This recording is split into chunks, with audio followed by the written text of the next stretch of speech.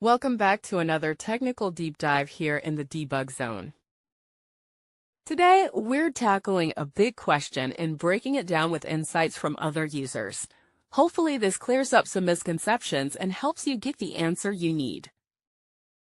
So buckle up, stay a little curious, and let's jump right in.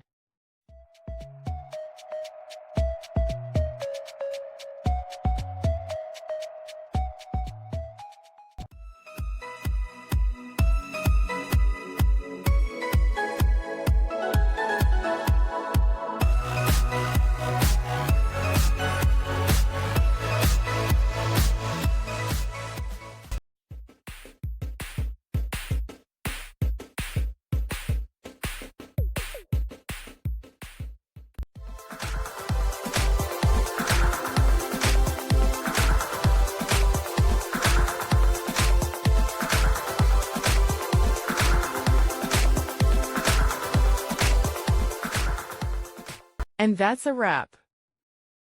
I hope you found the answer you were looking for. If you did, take a second to hit that subscribe button. It really helps out. And let me know in the comments which solution worked best for you. See you next time in the debug zone.